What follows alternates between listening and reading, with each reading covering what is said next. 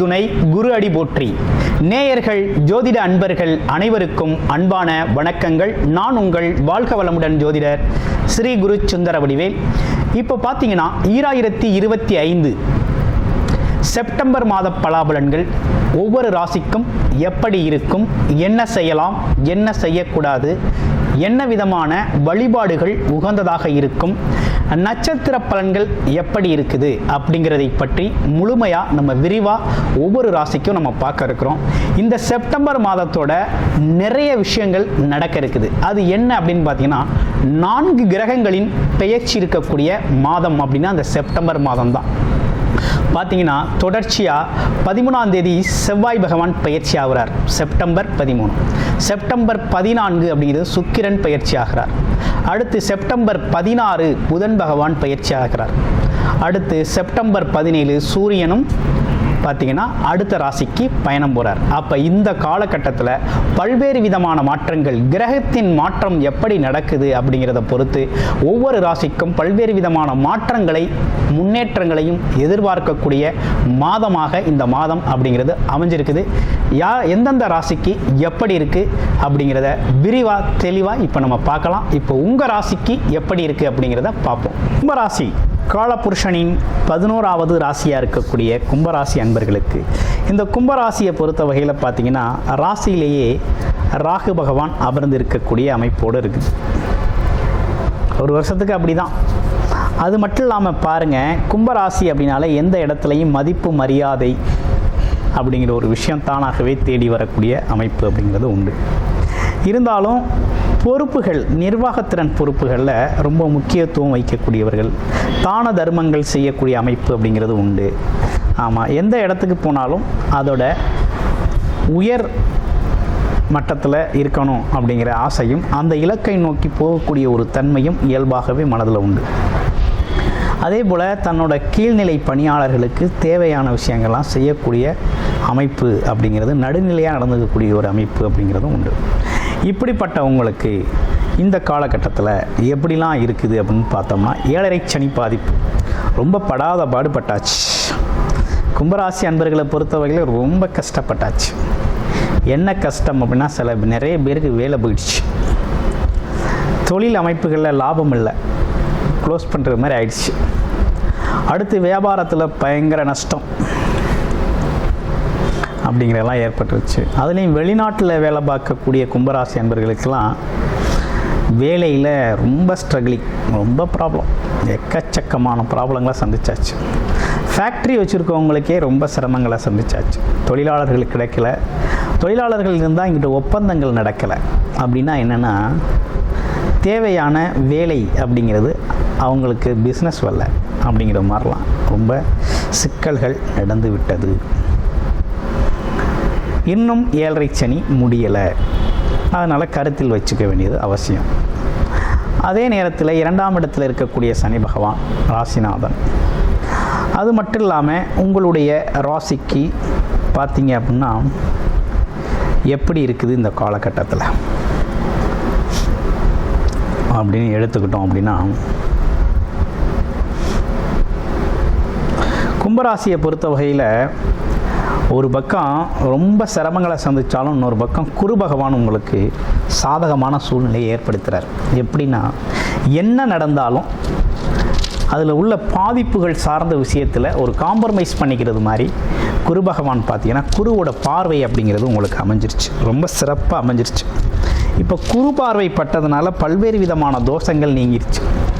ஏன்னா சனி பகவானால் ஏற்படக்கூடிய பாதிப்புகளும் குறைஞ்சிருச்சு, மற்ற கிரகங்களால் ஏற்படக்கூடிய சிக்கல்களும் குறைஞ்சிருச்சு.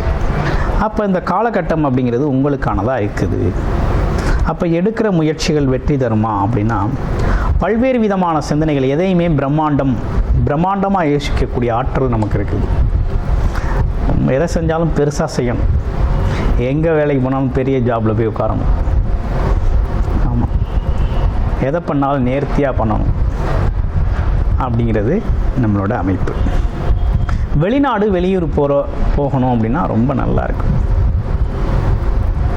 ஐடி செக்டார் துறையில் வேலை பார்க்குறவங்க அல்லது வெளிநாட்டில் வேலை பார்க்கணும் முயற்சி செய்கிறவங்க எல்லாருக்குமே நல்லா இருக்குது. வெளி ஆளுங்களோட தொடர்புகளால் நீங்கள் முன்னேறுவீங்க.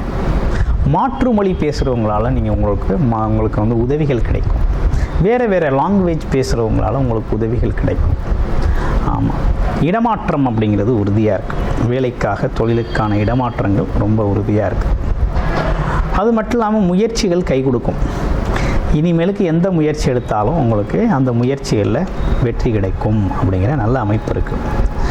இதில் ஒரு முக்கியமான விஷயம் என்னென்னா, 7ஆம் இடத்துல கேதுவும் 7ஆம் அதிபதியும் அங்கேயே இருக்கிறாங்க. இப்போ என்னென்னா, ஃபேமிலி செக்டாரில் தான் நம்ம கொஞ்சம் கவனமாக இருக்கணும். ரிலேஷன்ஷிப்பில் தான் ரொம்ப கவனமாக இருக்கும். கணவன் மனைவி, நண்பர்கள், அப்பா அம்மா, அண்ணன் தங்கை, தம்பி, இப்படிப்பட்ட உறவுகளில் கொஞ்சம் பார்த்து கவனமாக இருக்கணும். வீண் விவாதங்கள், அதே நேரத்தில் கொஞ்சம் விட்டு கொடுத்து போகணும். போக வேண்டிய அவசியம் இந்த செப்டம்பர் மாதம் முழுக்கவே இருக்குது. கொஞ்சம் பொறுமையாக தான் போகணும். ஏன்னா பல்வேறு விதமான ஏச்சு பேச்சுக்கள் வரும்.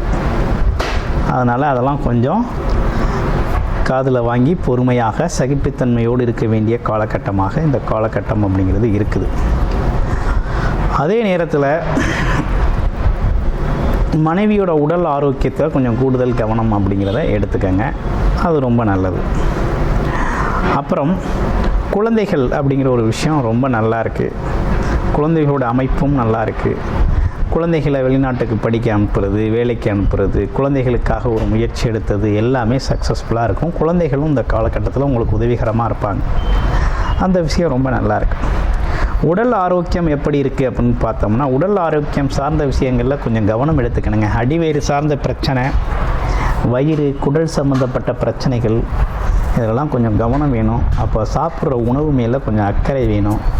உணவுகள், துரித உணவுகளில் பார்த்தீங்கன்னாக்க உங்களுக்கு எது மிகச் சரியானதாக இருக்குது அப்படிங்கிறத பார்த்து சாப்பிட்றது ரொம்ப நல்லது. அப்படி பண்ணுறது தான் உங்களுக்கு நல்லது. ஏன்னா உணவு சார்ந்த விழிப்புணர்வு அவசியம். அதே போல் டைமிங் ரொம்ப முக்கியம். ஏன்னா வயிறு சார்ந்த விஷயம், நரம்பு சார்ந்த விஷயம், சூடு, ஓவர் ஹீட்டு, இந்த மாதிரி விஷயங்கள்லாம் வந்து உங்களுக்கு அடிவயிறு சார்ந்த பிரச்சனைகளை உருவாக்கும். அதனால் அது சார்ந்த விழிப்புணர்வும் கவனமும் எடுத்துக்கங்க. எண்ணெய் ஆயில்மெண்ட், அதாவது எண்ணெய் தேய்க்கிறது உடம்புல வந்து பார்த்திங்கன்னா எண்ணெயை கொஞ்சம் சேர்த்துக்கங்க. எண்ணெய்னா என்னென்னா நல்லெண்ணெய் சொல்லுவாங்கள்ல, நல்லெண்ணெய் தேய்ச்சி கொஞ்சம் உடம்புல கொஞ்சம் ஹீட்டு, வெப்பத்தை குறைச்சிக்கிறது அப்படிங்கிறது ரொம்ப நல்லது. குறைச்சிக்கிட்டிங்க அப்படின்னாக்க கொஞ்சம் வயிறு சார்ந்த இஷ்யூஸ் இருக்காது. அதே போல் உணவுகளும் கொஞ்சம் மிதமான உணவுகளை எடுத்துக்கணும்.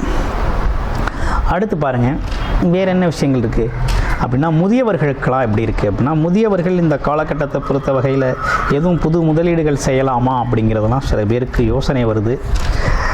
முதலீடுகள் சார்ந்த விஷயத்துக்கு ரொம்ப சாதகமாக இருக்கா அப்படின்னா, செப்டம்பர் மாதம் 17ஆம் தேதிக்கு பிறகு தான், 17, 18 தேதிக்கு பிறகு தான் இது சார்ந்த விஷயத்தில் நீங்கள் முடிவெடுக்கணும். இப்போதைக்கு இது சார்ந்த அமைப்புகள் கொஞ்சம் தள்ளி வச்சுக்கிறது நல்லது.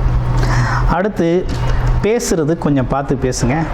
கும்பராசினியர்கள் கொஞ்சம் பார்த்து பேசணும். ஏன்னா வார்த்தைகள் அப்படிங்கிறது பார்த்திங்கன்னா, என்ன முடியுமோ அதை சொல்லுங்கள், முடியாததை முடியாதுன்னு சொல்லிடுங்க. அதே நேரத்தில் அதை வந்து மிதமாக பேசுகிறது அப்படிங்கிறது ரொம்ப நல்லது. ஏன்னா பிறருக்கு நம்பிக்கை கொடுத்துட்டு சில விஷயத்தை செய்ய முடியாமல் போயிடுச்சு அப்படின்னா அது உங்களை ரொம்ப பாதிக்கும். அதே போல் நீங்கள் செய்ய வேண்டியன்னா தர்ம காரியங்கள், புண்ணிய காரியங்களில் அதிகமாக இந்த காலகட்டத்தில் ஈடுபட்டால் ரொம்ப நல்லது. கோவில் காரியங்கள்லாம் ஈடுபடுங்க. கோவில் சார்ந்த விஷயத்துக்கு உங்களால் முடிஞ்ச நன்கொடைகளை கொடுங்க, ரொம்ப நல்லாயிருக்கும். அடுத்து பாருங்கள், வேறு என்ன அப்படின்னு பார்த்தோம்னா, உங்கள் ராசியில் இருக்கக்கூடிய நட்சத்திரங்களுக்கு என்ன பலன் அப்படின்னு பார்க்க போகிறோம். முதல் நட்சத்திரம் அப்படின்னு எடுத்துக்கிட்டோம் அப்படின்னு கேட்டிங்கன்னா அவிட்ட நட்சத்திரம். அவிட்ட நட்சத்திரத்துக்கு எப்படி இருக்குது அப்படின்னு பார்க்கல, வெளிநாடு வெளியூர் போகிறது, எடுத்த முயற்சிகள் கை கொடுக்கறது, பயணங்களால் வெற்றி பெறுறது, சேல்ஸு மார்க்கெட்டிங் துறைகளில் இருக்கிறவங்களுக்கெல்லாம் நல்ல காலமாக இருக்குது.